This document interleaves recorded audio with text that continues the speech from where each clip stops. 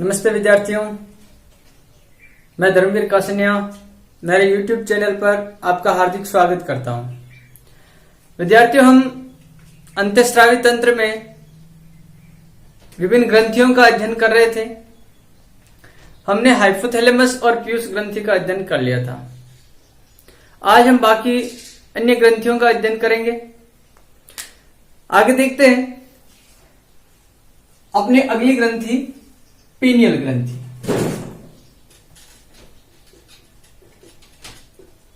Pineal ग्रंथि दोस्तों, जो पीनियल ग्रंथि होती है, यह पीनियल ग्रंथि मस्तिष्क के पश्च भाग में पाई जाती है। कहां पाई जाती है? मस्तिष्क के पश्च भाग में। मस्तिष्क के पश्च भाग में पाई जाती है। इसको मस्तिष्क की रेत भी कहते हैं और जैविक गड़ी के नाम से भी जानते हैं। मस्तिष्क की रेत, जैविक घड़ी,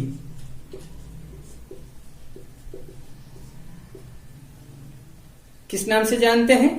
मस्तिष्क की रेत और जैविक घड़ी। देखो, इसको जैविक घड़ी क्यों कहते हैं? क्योंकि यह हमारे सोने और जागने के समय का नियंत्रण रखती है। हम एक निश्चित समय पर जागते हैं, निश्चित समय पर नींद आनी शुरू हो जाती है। तो ये जो एक क्रिया होती है हमारे सोने और जागने की, इसका नियंत्रण कौन करती है? पीनियल ग्रंथि करती है। कौन करती है? पीनियल ग्रंथि। ठीक है, आगे देखिए, इसका अन्य नाम क्या है? तीसरी आंख। क्या है? तीसरी आंख। यह ग्रंथि तीसरी आंख के नाम से भी जानी जाती है। देखिए, इनका कारण क्या है? तीसरी आंख क्यों कहते हैं? क्योंकि जब हम कहते हैं कि ध्यान केंद्रित करना, ध्यान केंद्रित करते हैं तो हम जो हमारे सामने प्रत्यक्ष रूप में वस्तुएं नहीं होती है, उन वस्तुओं को भी हम ध्यान के द्वारा देख सकते हैं। वो नियंत्रण किसके द्वारा होता है देखने का? ध्यान के द्वारा, वो पीनियल ग्रंथि के द्वारा। देखो, ये ग्रंथि प्रकाश के द्वारा प्रभावित होती है। ठीक है ना? ये प्रकाश के द्वारा प्रभावित होती है। प्रभावित होती है। किसके द्वारा प्रभावित होती है? प्रकाश के द्वारा प्रभावित होती है। ठीक है, देखो, आपने देखा होगा जो व्यक्ति अंधे होते हैं उनके अंदर जनन क्षमता बहुत जल्दी आ जाती है। क्योंकि अंधे व्यक्तियों में क्या होता है, आंखों में प्रकाश जो होता है, मतलब आंखें प्रकाश संवेदी होती है और आंखों में प्रकाश गिरता नहीं है। उनके आंखों के सामने हमेशा अंधेरा रहता है और उन अंधे व्यक्तियों में प्रजनन क्षमता होती है, वो बहुत जल्दी आ जाती है। वो कारण क्या होता है? इस पीनियल ग्रंथि के कारण होता है। ठीक है, और इस पीनियल ग्रंथि के कारण देखो, जो निम्न जीव जैसे चूहे वगैरह है, छोटे जीव है, इनमें भी यह प्रजनन क्षमता के विकास में सहायक होती है। ठीक है, और जो उच्च जीव होते हैं, उच्च जीवों के अंदर भी ये क्या कार्य करती है? देखो, जैसे मानव है, तो मानव की त्वचा में एक वर्णक पाया जाता है, मिलेनिन वर्णक। कौन सा पाया जाता है? मिलेनिन वर्णक। और ये त्वचा के रंग का निर्धारण करती है ना? ये वर्णक किसका निर्धारण करते हैं? त्वचा के रंग का। इस वर्णक के बनने में सहायक कौन है? ये सहायक है पीनियल ग्रंथि। क्योंकि पीनियल ग्रंथि एक हार्मोन स्रावित करती है और उस हार्मोन का नाम क्या है? Melatonin hormone. क्या नाम है? Melatonin hormone. यह हार्मोन कौन सा स्रावित करती है? Melatonin hormone. ठीक है, ये जो मेलेटोनिन हार्मोन होता है ये कोशिकाओं में मिलेनिन वर्णक को इकट्ठा करता है, सांद्रित करता है, ठीक है, जिससे त्वचा कैसी हो जाती है, सफेद होने लगती है, त्वचा सफेद होने लगती है ना, त्वचा सफेद होने लगती है। कब? जब इस मेलेटोनिन हार्मोन का स्राव होता है और मेलेटोनिन हार्मोन क्या करता है, कोशिकाओं के अंदर जो मिलेनिन वर्णक है उसको इकट्ठा करता है और इकट्ठा करने के कारण ये त्वचा कैसे होने लगती है, सफेद होने लगती है, ठीक है। ये अपनी हो जाती है कौन सी ग्रंथि, पीनियल ग्रंथि कंप्लीट हो जाती है। अगली ग्रंथि देखते हैं, थायराइड ग्रंथि। कौन सी ग्रंथि, थायराइड ग्रंथि के बारे में अध्ययन करते हैं। थायराइड ग्रंथि कहां पाई जाती है, थायराइड ग्रंथि पाई जाती है गले में। कहां पाई जाती है, गले में पाई जाती है। ये देखिए, ये जो थायराइड ग्रंथि है ये अपने गले में पाई जाती है और इसके पास ही कौन सी ग्रंथि पाई जाती है, पैराथायराइड ग्रंथि पाई जाती है। तो अगली ग्रंथि हम देखते हैं थायराइड ग्रंथि।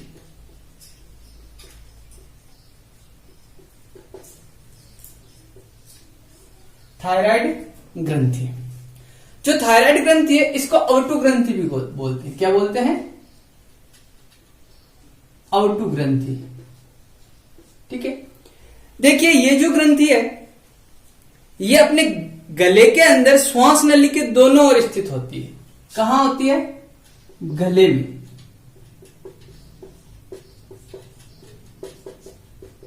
श्वास नली के दोनों ओर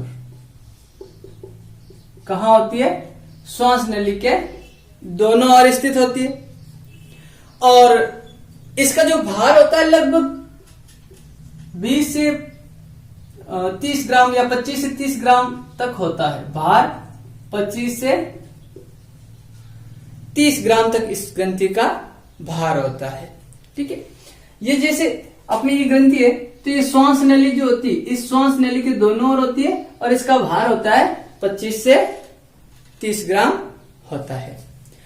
देखिए ये शरीर की अपनी सबसे बड़ी अंतःस्रावी ग्रंथि होती है, शरीर की सबसे बड़ी अंतःस्रावी ग्रंथि होती है। शरीर की सबसे बड़ी ग्रंथि कौन सी होती है, यकृत होती है। शरीर की सबसे बड़ी अंतःस्रावी ग्रंथि कौन सी होती है, थायराइड होती है। शरीर की सबसे छोटी अंतःस्रावी ग्रंथि कौन सी होती है, पीयूष ग्रंथि होती है, ठीक है दोस्तों। आगे देखिए, इसकी आकृति कैसी है, एच के आकार की। आकृति कैसी है, आकृति एच के आकार की। कैसी है, एच के आकार की आकृति है, ठीक है।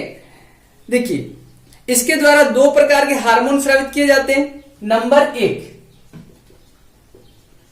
Calcitonin hormone. कौन सा हार्मोन,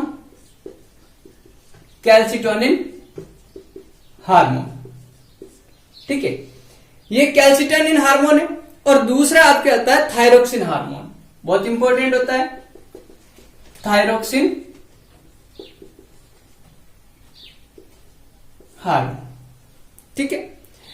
देखिए जो कैल्सिटोनिन हार्मोन है इसका क्या कार्य है, कैल्सिटोनिन हार्मोन का कार्य, कैल्सिटोनिन जो हार्मोन होता है यह हार्मोन अपने रक्त में कैल्शियम प्लस 2 की मात्रा को कम करता है, ठीक है। कैल्शियम प्लस 2 की मात्रा को कम करता है और ये हमारे शरीर में जो विटामिन डी होता है इसके विपरीत कार्य करता है ना, विटामिन डी के विपरीत कार्य करता है, विपरीत कार्य, ठीक है ना। विटामिन डी के विपरीत कार्य करता है और कैल्शियम प्लस 2 की मात्रा को क्या करता है, कम करता है, ठीक है। अगला अपना हार्मोन आता है थायरोक्सिन हार्मोन, ठीक है। थायरोक्सिन हार्मोन यह आयोडीन युक्त होता है। कैसा होता है, आयोडीन युक्त है, ठीक है ना। आयोडीन युक्त हार्मोन होता है, तभी तो हम आयोडीन युक्त नमक खाते हैं, ठीक है ना। कोई सा भी नमक लाते हैं तो उस पर देखिए आयोडीन युक्त नमक लिखा होता है और वो आयोडीन युक्त नमक, ये आयोडीन क्या करता है, थायरोक्सिन की मात्रा को नियंत्रित करता है। थायराइड ग्रंथि से स्रावित होने वाले हार्मोन को नियंत्रित करने का काम है वो आयोडीन के द्वारा होता है। ठीक है, और इसीलिए ये थायरोक्सिन हार्मोन जो आयोडीन युक्त हार्मोन भी कहलाता है। ठीक है, आगे देखिए इसका कार्य क्या है। ये हमारे शरीर में जो आधारी उपापचय दर है उसको नियंत्रित करता है। आधारी उपापचय दर का नियंत्रण कौन करता है, थायरोक्सिन हार्मोन, जिसे बेसल मेटाबॉलिक रेट कहते हैं। क्या कहते हैं, basal metabolic rate, basal metabolic rate, ठीक है, या बीएमआर कहते हैं, बीएमआर है ना, बेसल मेटाबॉलिक रेट। ये क्या है बीएमआर, जानते हैं बीएमआर क्या है। देखिए बीएमआर क्या होती है, बीएमआर जो विश्राम अवस्था में शरीर की जो समस्त कोशिकाएं होती है उन कोशिकाओं द्वारा निर्मित जो ऊर्जा की दर होती है उस ऊर्जा की दर को क्या कहते हैं, बीएमआर कहते हैं। हमारा शरीर जब विश्राम अवस्था में रहता है तो विश्राम अवस्था में शरीर की जितनी भी कोशिकाएं होती है उन सभी कोशिकाओं के द्वारा जो ऊर्जा की जो दर होती है उस ऊर्जा की दर को ही क्या कहते हैं, बीएमआर कहते हैं। ठीक है ना, बेसल मेटाबॉलिक रेट या आधारी उपापचय दर, इनका नियंत्रण कौन करता है, थायराइड ग्रंथि द्वारा स्रावित हार्मोन थायरोक्सिन। ठीक है, आगे देखिए थायराइड ग्रंथि द्वारा स्रावित थायरोक्सिन हार्मोन, थायरोक्सिन हार्मोन वयस्कों और बच्चों में अलग अलग प्रभाव उत्पन्न करता है। इससे बहुत से रोग उत्पन्न होते हैं। देखिए बच्चों के अंदर और वयस्कों के अंदर, बच्चों में इसकी कमी और अधिकता से रोग उत्पन्न होते हैं। कमी और अधिकता से क्या होते हैं, रोग उत्पन्न होते हैं। कमी से क्या रोग उत्पन्न होता है, कमी से एक रोग होता है क्रिटिनिज्म। क्या कहते हैं, क्रिटिनिज्म, या इसको जड़ वामनता कहते हैं, जड़ वामनता। ठीक है, ये रोग उत्पन्न होता है। और वयस्कों के अंदर इससे क्या रोग होता है, वयस्कों में इसकी अधिकता से एक तो ग्रेव रोग होता है और एक प्लूमर रोग होता है। क्या होता है, एक होता है ग्रेव रोग और दूसरा होता है प्लूमर रोग। ये वयस्कों में इसकी अधिकता से होता है। कैसे होता है, वयस्कों में अधिकता से जो रोग है वो कौन सा होता है, ग्रेव रोग और प्लूमर रोग, दो प्रकार के रोग होते हैं। ठीक है, भोजन में यदि हमारे आयोडीन की कमी होती है तो आयोडीन की कमी से जो गॉइटर रोग होता है, जिसे हम गेंगा रोग भी कहते हैं, वो रोग हो जाता है। ठीक है ना, भोजन में आयोडीन की कमी से हम कहते हैं गलगंट या गेंगा रोग या गॉइटर रोग, वो आयोडीन की कमी से होता है। और आयोडीन की कमी से थायरोक्सिन हार्मोन की हमारे शरीर में क्या हो जाती है, कमी हो जाती है, और जिससे क्या होता है, ये रोग हो जाता है। ठीक है, आगे देखिए हम कभी कभी क्या करते हैं, कुछ औषधियां ग्रहण करते हैं और औषधियों से क्या होता है, ये औषधियां हमारे लिए विष का काम कर देती है ना, इस थायरोक्सिन हार्मोन के लिए। किसके लिए, थायरोक्सिन हार्मोन के लिए। ठीक है ना, और ये औषधियां, ये जो थायराइड ग्रंथि होती है, इस थायराइड ग्रंथि को पूरी तरह से नष्ट कर देती है। ठीक है, जिस रोग को क्या कहते हैं, हाशीमोटो रोग, हाशीमोटो रोग। ये हाशीमोटो रोग किस कारण होता है, थायराइड ग्रंथि के नष्ट होने के कारण। ये कई प्रकार की औषधियां जब ग्रहण करते हैं तो ये थायराइड ग्रंथि पूरी तरह से नष्ट हो जाती है। ठीक है, आगे देखिए ये जो ग्रंथि है कंप्लीट हो जाती है। इसके बाद हम अगली ग्रंथि का अध्ययन करते हैं, वो ग्रंथि अपने थाइमस ग्रंथि। ठीक है, आगे देखते हैं। थाइमस ग्रंथि। थाइमस ग्रंथि कहां पाई जाती है? थाइमस ग्रंथि पाई जाती है वक्ष भाग में। कहां पाई जाती है? वक्ष भाग में। ये अपना जो वक्ष भाग होता है, इस वक्ष भाग में कौन सी ग्रंथि पाई जाती है? थाइमस ग्रंथि पाई जाती है। देखिए, ये वक्ष में हृदय के पास स्थित होती है। इस ग्रंथि की एक विशेषता है। क्या विशेषता है थाइमस ग्रंथि की? थाइमस ग्रंथि की एक विशेषता है कि यह जन्म से वयस्कावस्था तक तो बढ़ती है और वयस्कावस्था से प्रौढ़ावस्था तक ये धीरे धीरे छोटी होने लग जाती है। ठीक है ना। और इस ग्रंथि में टी लिम्फोसाइट परिपक्व होते हैं, अर्थात ये हमारे शरीर की प्रतिरक्षा प्रणाली को मजबूत करती है। ठीक है ना। एक तो पाई कहां जाती है? वक्ष भाग में, हृदय के पास, वक्ष भाग में हृदय के पास। ठीक है। काम क्या होता है?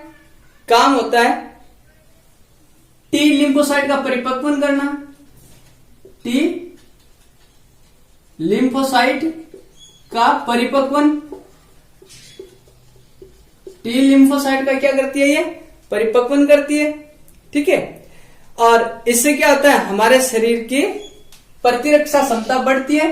इस कारण इसको प्रतिरक्षा ग्रंथि भी कहा जाता है, या प्रतिरक्षी ग्रंथि कहते हैं, है ना। इम्यून ग्रंथि, इम्यून ग्लैंड, प्रतिरक्षी ग्रंथि भी कहा जाता है इस ग्रंथि को, थाइमस ग्रंथि को। ठीक है। देखो, ये हार्मोन स्रावित करती है। इसका हार्मोन का नाम क्या है? Hormone thymosin hormone. Thymosin hormone, thymosin hormone इसके द्वारा स्रावित किया जाता है। मैंने अभी आपको बताया था, ये ग्रंथि बाल्यावस्था में तो आकार में बड़ी होती है और सक्रिय रहती है। जब वयस्कावस्था तक बालक पहुंचता है तो वयस्क में ये कम सक्रिय हो जाती है और छोटी होने लग जाती है। ठीक है। अब आगे देखते हैं। ये जो ग्रंथि होती है, ये ग्रंथि जननांगों के विकास के लिए भी सहायक होती है ना। प्रजनन क्षमता के विकास में भी ये ग्रंथि सहायक होती है। ठीक है। अगली ग्रंथि देखते हैं अपन। ये ग्रंथि कंप्लीट। आगे आती है एक आपके अग्नाशय ग्रंथि, बहुत इंपॉर्टेंट है अग्नाशय ग्रंथि। ये हमारी मिश्रित ग्रंथि होती है। कैसी होती है? मिश्रित ग्रंथि। ठीक है। क्योंकि ये पाचक ग्रंथि का कार्य भी करती है और अंतःस्रावी ग्रंथि का कार्य भी करती है। जो अग्नाशय ग्रंथि होती है, इसकी स्थिति कहां होती है? स्थिति अग्नाशय ग्रंथि होती है अपने आमाशय के नीचे। कहां होती है? आमाशय के नीचे दाईं ओर होती है और शरीर की दूसरी बड़ी ग्रंथि होती है ना। स्थिति कहां है? आमाशय के पास, आमाशय के नीचे होती है और शरीर की दूसरी बड़ी ग्रंथि होती है। शरीर की दूसरी बड़ी ग्रंथि। ठीक है ना। ये शरीर की दूसरी बड़ी ग्रंथि है, अंतःस्रावी ग्रंथि भी है और ये अपने पाचक ग्रंथि का कार्य भी करती है। क्योंकि ये पाचक रस अर्थात एंजाइमों का स्राव भी करती है और हार्मोनों का स्राव भी करती है। ठीक है ना। इसमें जो लगभग 98% होता है ये बहिस्रावी के रूप में कार्य करती है और 2% ये अंतःस्रावी की तरह भी कार्य करती है। बहिस्रावी की तरह मतलब पाचक रस की तरह कार्य, पाचक रस उत्पन्न करती है, अर्थात 98% तो है ये पाचक ग्रंथि का कार्य। ठीक है। और 2% किस रूप में कार्य करती है? ये अंतःस्रावी ग्रंथि के रूप में कार्य करती है ये ग्रंथि। ठीक है।